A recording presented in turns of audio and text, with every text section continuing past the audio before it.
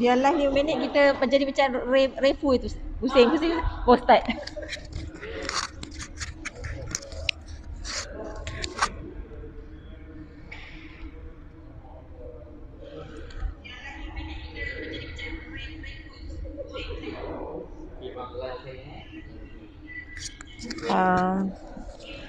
Hello, hi, Assalamualaikum dan selamat pagi. Hari ini kami bersiaran daripada Proton Bunga Raya 3S Taman Cheng. Hari ini saya selaku hos hari ini daripada grup D.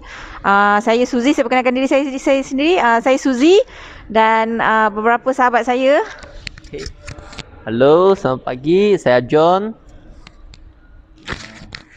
Assalamualaikum, saya Abdullah. Assalamualaikum, saya Ida Mastura.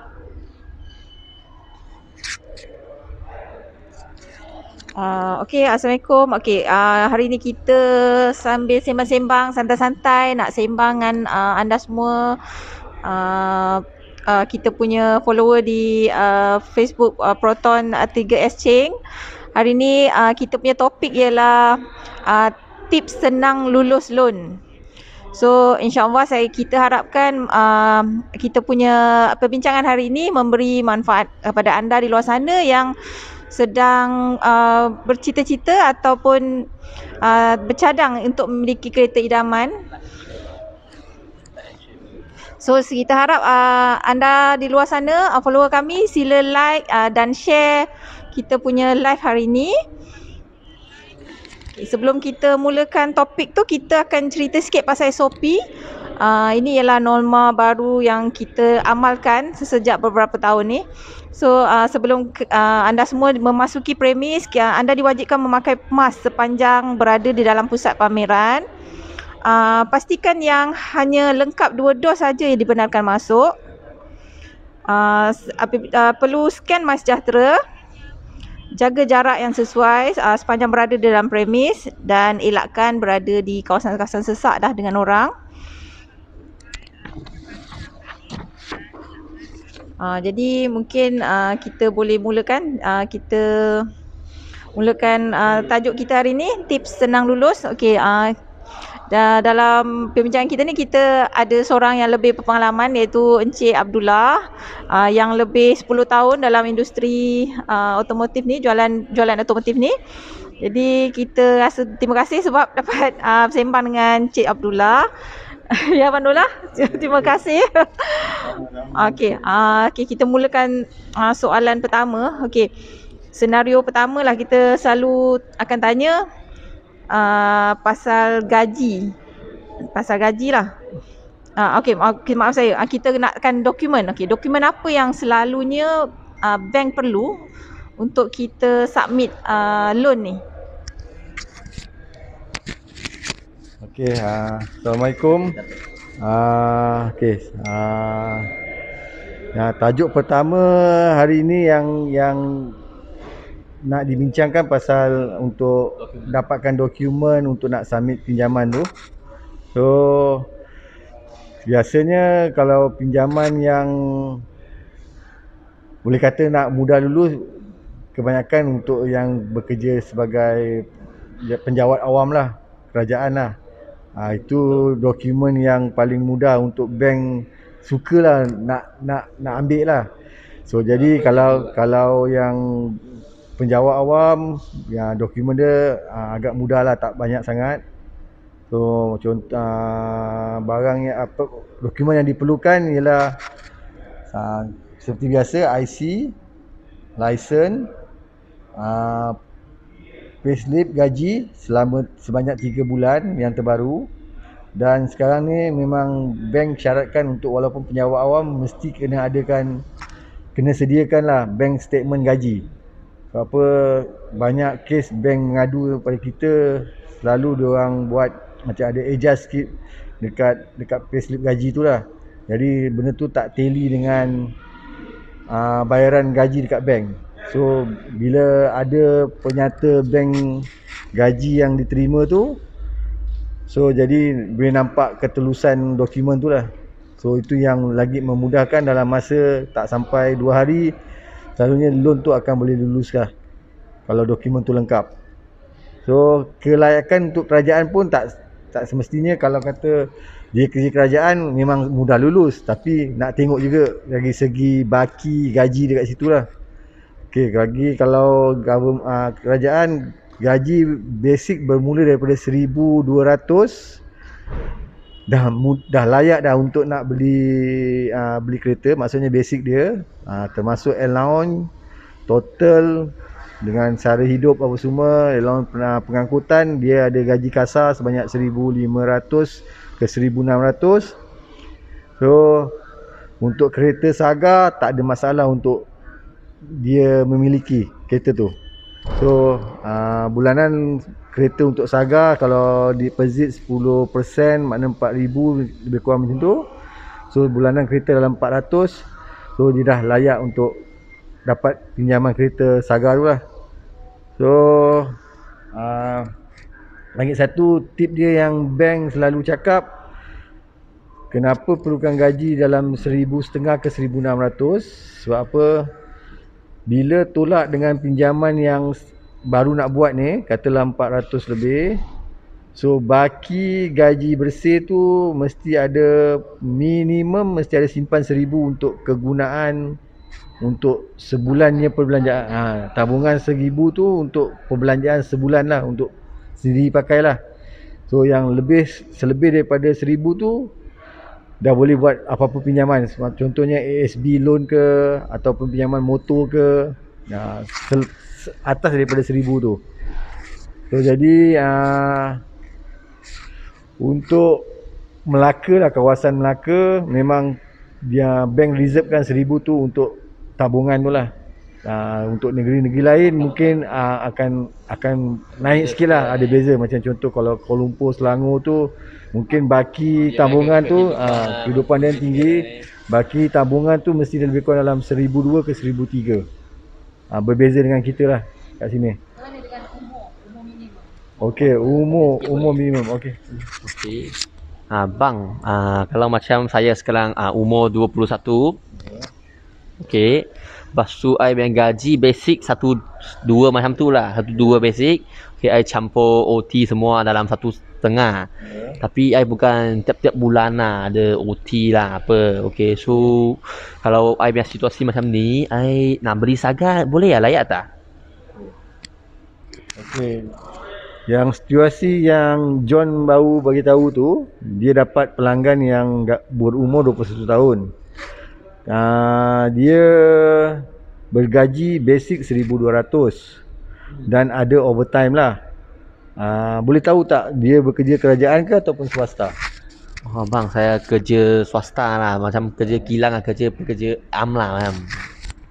Okey, untuk yang bekerja swasta, biasanya bank akan tengok pada syarikat yang dia bekerja. Kalau dia betul-betul company yang berjenis JLC yang kuat, kemungkinan peluang untuk lulus loan tu adalah. Sebab apa, 1,200 tu lebih kepada syarikat-syarikat kuat, syarikat-syarikat yang besar lah. Kalau syarikat-syarikat yang macam enterprise, yang kecil-kecil, lebih perlukan banyak lagi dokumen tambahan untuk backing lah. Sebab apa bank dia tak percaya ke macam apa, dia takut?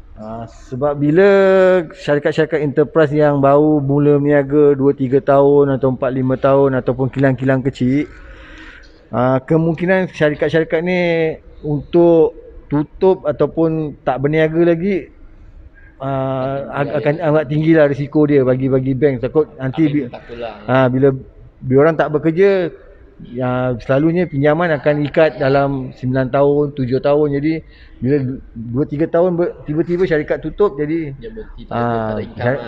pihak bank akan rugilah dari segi customer ni lah, dia tak boleh bayar kan. So jadi macam tadi 21 tahun basic 1,200. Kalau syarikat JLC dan overtime dia ada dalam 400-500, so rasa tak ada masalah untuk pinjaman lah. Tapi kalau kata dia syarikat enterprise, gaji kasar dia dalam 1,600. Kalau betul maintain tiap-tiap bulan 1,600, maknanya ada extra 400 lagi overtime dia, termasuk allowance. Bank biasanya dia perlukan lebih kurang 6 bulan. 6 bulan 6 bulan statement gaji. Dia mau tengok dia maintain lah. Dia Ah, kena ya. maintain Dia dia nak tiap keep- bulan punya. Ya, kalau lah. income tu mesti tetap 1,600 tu selama 6 bulan lah. Jadi peluang untuk lulus tu ada lah. Tapi 21 tahun kalau boleh lah digalakkan orang yang nak beli kereta tu umur 21 tahun ada deposit lebih kurang dalam 20% lah. Kalau tak ada guarantor lah, maksudnya kalau tak ada guarantor perlukan 20% deposit, insya-Allah boleh lulus lah. Tapi kalau tak boleh sediakan 20% tu perlu sediakan satu guarantor. Apa terlalu muda dan tiada rekod pinjaman untuk bank nak trace bila diberi terlalu pinjaman. kosong lah. Dia Ya, bank tak ya, tahu you ya. punya. Bank sekarang dia terbalik. Tak macam dulu saya mula-mula kerja 10 tahun yang lepas. Kalau kata tak ada pinjaman dia memang suka. So apa dia bersih. So senang bagi pinjam dia mungkin ada boleh bayar. Tapi sekarang ni terbalik. Dan tak ada pinjaman, bank akan minta guarantor. So apa dia takut orang yang dia akan bagi pinjam ni tak ada rekod apa-apa pinjaman, macam mana dia nak bayar. Tapi kalau bila dia ada rekod, kata dia buat loan ASB dah setahun ke macam mana, so kat situ dia boleh perhatikan, oh orang ni memang yang menepati masa untuk bayar. So jadi dia boleh bagi pinjaman lain, syarat kelayakan mesti ada tengok pada gaji kasar dia tu. So baki mesti ada menabung dalam RM1,000 macam tu. Okey. Bang, saya nak tanya lagi ya, okey. So kalau nak guarantor, siapa layak nak jadi guarantor? Okey, tentang guarantor sekarang ni memang syarat dia ketat, tak macam dulu. Dulu katalah saya yang nak meminjam, saya tak layak, saya boleh cari John untuk jadi guarantor. Siapa-siapa saja. Kawan ke, siapa ke. Dia Tapi tak kisah siapa-siapa lah. kalau dulu lah, ni cerita yang dulu lah, 10 tahun, 15 tahun yang lepas lah. Tapi bila sekarang ni memang diwajibkan kalau orang tu bujang macam umur 20 tahun, mesti mak atau ayah dia yang jadi guarantor. Tapi kalau kata mak ayah dia tak bekerja, ahli keluarga dia, abang-abang dia, kakak-kakak dia memang bekerja di syarikat yang kuat, maksud JLC ataupun government, kerajaan, gaji dia pun besar. So dia boleh dia layak untuk guarantor adik dia. Dan Tapi bukan semua bank lah. bukan semua bank, betul. Ada setengah-setengah bank lah. Ada bank masih lagi buat adik-beradik lah. Kalau sudah kahwin, Kalau yang sudah kahwin memang diwajibkan isteri dia sebagai penjamin. Diwajibkan. Ataupun pasangan dia, ataupun kalau pasangan dia tak berkahwin, mak ayah dia memang masih bekerja, mempunyai pendapatan yang tinggi, masih boleh lagi jadi penjamin. So jadi itu syarat-syarat untuk menjadi penjamin lah. okey. Kak Ida ada persoalan nak tanya tak? Kalau bekerja sendiri, dia dia punya dokumen yang diperlukan lah. Ada beza tak? Maksud kerja sendiri tu Maksudnya dia meniaga. Dia meniaga dengan ada pendaftaran perniagaan tu macam mana? Macam tu lah. Oh, siap ada lah. So, okey. Syarat untuk yang bekerja sendiri ada maksudnya dia dah daftar dengan syarikat SSM, maksudnya mempunyai SSM. Syarat sekarang ni minimum pendaftaran SSM tu mesti ada dalam masa 2 tahun. So 2 tahun jadi baru layak untuk jadi meminjam. Dan dokumen untuk yang bekerja sendiri ni lebih banyak sikit lah kena sediakan. IC license tu wajib. SSM tu biasanya akan ada 3 kopi, 3 keping surat SSM tu. Dan kena ada penjata bank selama 6 bulan. Selama 6 bulan, 6 bulan kena ada. So apa cara perkiraan bank yang saya dapat info daripada bank, diorang akan jumlahkan yang 6 bulan punya pendapatan masuk yang penyata 6 bulan tu Dia masukkan 6 bulannya, dia akan kirakan untuk pendapatan masuk 6 bulan. Lepas tu puratakan kepada 6 bulan tu, jadikan untuk sebulan purata anggaran berapa. Dan daripada purata 6 bulan tu, ada setengah bank dia akan ambil jumlah sebanyak 30% sebagai pendapatan pemilik syarikat tu. Dan ada setengah bank dia hanya ambil 10% saja. Jadi kena macam kena betul-betul savingkan dekat akaun tu selama 6 bulan sebanyak mana yang boleh. Kalau kata 10%, sebulan pendapatan masuk lebih kurang dalam 10,000, dapat 6 bulan punya statement ada lebih kurang 60,000, puratakan balik untuk 6 bulan tu dah hanya 10,000. Yang kalau kita sendiri kira baru ada 10,000, kita tak akan masuk ke bank yang ambil 10% pendapatan, maknanya baru gaji 1,000. Jadi kita kena masukkan bank yang menilaikan pendapatan tu sebanyak 30%, kat situ yang kita akan submit loan tu. Okey. Faham tak rasa yang untuk itu? Okey, ada apa-apa yang lain? Okey. Okey, lagi satu nak tanya, kalau ni mungkin ada jugalah customer yang ada masalah macam ni. Dia seorang pencen, pesara lah, seorang pesara. Adakah dia layak lagi untuk buat pinjaman, atau ada, kalau ya, apakah kriteria atau requirement yang bank perlu daripada seorang pesara ni? Untuk yang berpencen, okey, berpencen maknanya dia berpencen daripada kerajaan lah. So orang kerajaan je yang dapat duit pencen. Orang swasta dia makan APF je, maknanya yang baki tinggal. Okey, untuk berpencen masih layak lagi untuk meminjam, tapi ada syaratnya lah. So sekarang ni skim pencen biasanya kerajaan dah naikkan dulu daripada 55 ke 56, dan sekarang yang terbaru umur 60 lah. So bila umur 60 terus pencen.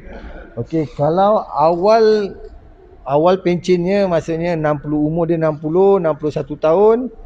Okey, kiraan bank, okey, pencen dia tu katalah gaji dia ada pencen dalam 1,500.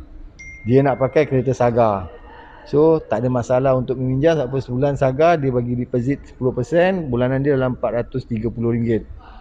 So masih ada baki lagi RM1,070. So tapi bang, dokumen dia okey, ada apa yang diperlu dia, okey, dia dia tak ada payslip mak. Okey, so dia maksud saya tadi, kalau kiraan yang dia dapat dia 1,500, kereta Saga 430, so ada balance lagi 1,070, dia layak lah. Mana 1,000 untuk tabungan dia untuk kegunaan bulanan. So dokumen dia pun tak susah. Dia tak perlu payslip 3 bulan, dia hanya perlu tunjukkan penyata pencen dia, berapa yang sebulan dia dapat, dan penyata bayaran pencen statement tu dekat bank tu kena ada dengan sekali. Dia mau tengoklah itu pencen betul-betul ada masuk kat sama masuk. Dekat penyata pencen tu kata 1,500, dekat penyata bank tu pun menunjukkan 1,500.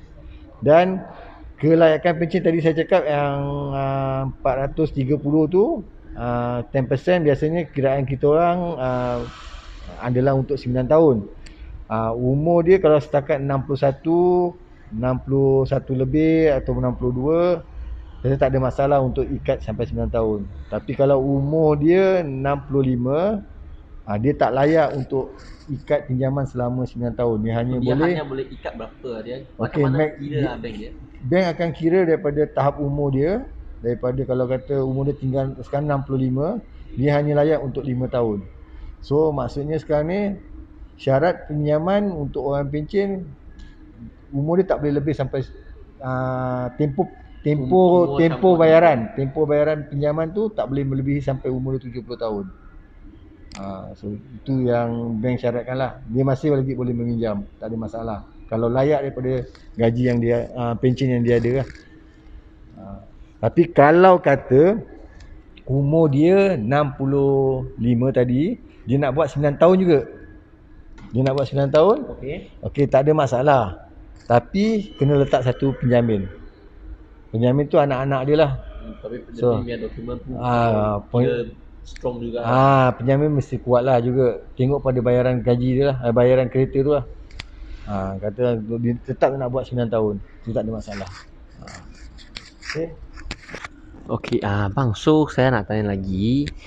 Kalau customer tu ada bayar income tax, itu ada kebaikan tak macam untuk proofkan lah dia punya income semua?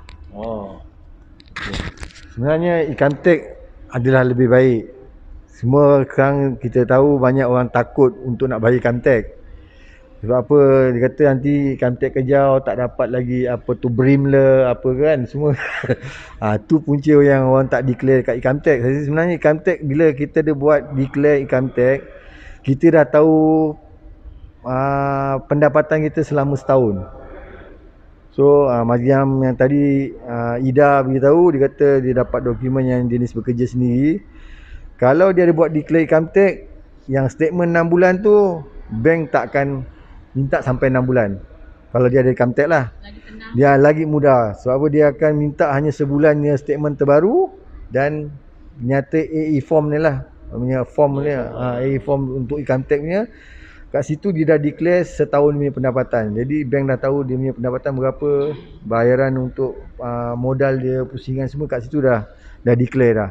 Tapi bang, ini bukan kayak abang tadi yang kita semua cakap, bukan semua untuk semua customer yang mungkin satu customer tak sama lah dia punya syarat pinjaman ni tak semua customer sama. Sama lah. Berpandu pada gaji dia, berpandu pada niaga dia macam mana. Kadang-kadang orang kerajaan pun ada potong income tax juga. So setiap orang berlainan dia punya dokumen yang perlu kita minta, tak sama. Okey, bang, saya nak tanya lagi lah. Saya pernah ada customer lah. Okey, dia sudah retired lah. Okey, dia sudah tak ada kerja. Okey, umur dia baru 50, tapi dia bukan tak ada pension apa semua. Okey, tapi dia ada FD atau apa-apa lah. Kalau dia nak buat loan boleh lagi tak? Okey, ini saya pun pernah dapat lah pelanggan yang jenis macam ni. Dia nak kata retired, tak retired lah. Dia bekerja sebagai tukang masak je. Tukang masak dekat satu stall. Dia datang ke tempat saya nak tengok kereta Persona. Bila dia datang, dia dah test drive pun semua. Okey, jadi dia berminat dengan kereta yang dia nak beli tu lah. So jadi dia kata, okey, so saya nak beli kereta ni. Okey, so jadi encik kena sediakan macam ni. Saya terangkanlah, dia kata dia bekerja sendiri, dia bekerja sebagai tukang masak. So encik kena sediakan slip gaji 3 bulan, penyata bank apa semua. Macam biasalah. So untuk saya nak dapatkan pinjaman dia lah. Tapi bila saya tanya dia benda macam tu, dia kata tak apa, saya bagi encik IC dan lesen saya. Encik pergi ke bank yang saya minta ni, bawa saja IC saya nak pinjam kereta ni dengan jumlah macam ni. So saya pun ada macam rasa pelik sikit, macam heran. Kenapa dia arahkan saya untuk terus pergi ke bank dengan bawa IC dia saja. Jadi bila dan tak ada dokumen tambahan lagi. So dia kata okey, pergi je. Jadi saya siapkan VSO, saya pergi ke bank yang dia customer ni minta. Saya pergi dan saya letakkan IC. So terus dalam masa tak sampai seminggu loan tu dah lulus. So bila saya tanya balik dengan pegawai bank tu, rupa-rupanya dia ada fixed deposit, FD dia, buat simpanan dekat sini. So FD tu sebagai cagaran untuk pinjaman yang dia buat. So kalau kata bank cakap, kalau kata apa-apa kes customer ni tak boleh bayar, dia akan tarik daripada duit FD ni lah untuk menggantikan bayaran dia. Itu pun salah satu dokumen yang agak janggal yang kita dengar lah benda tu. Okey. Tapi so kalau ada FD memang untuk support lah, untuk support customer lagi senang lah. Ada dokumen pun boleh buat. Okey, Kasu ada soalan lagi tak? Okey, mungkin masa pun terhad untuk kita. So kita dapatlah kupas antara isi-isi penting dalam tips lulus mudah lulus loan. Jadi terima kasih sahabat-sahabat saya, Abang Dola, terima kasih atas pengalaman anda. Ni satu disclaimer Okey, apa yang kita bincang ni ialah pengalaman kami. So apa pun keputusan pinjaman adalah terhad dan terbatas kepada pemilik peminjam iaitu bank sendiri. Jadi apa-apa soalan pertanyaan boleh DM kami lah. So jadi ADSA akan assist anda nanti. Jadi kesimpulannya, selagi anda berumur 70 tahun dan ke bawah, harapan untuk meminjam tu ada, dan asalkan anda bekerja bekerja dan ada rekod bekerja tu. Okey, untuk itu sekian dulu dari kami. Terima kasih. InsyaAllah kita jumpa lagi pada info-info atau siaran akan datang. Jumpa lagi. Jaga diri anda semua.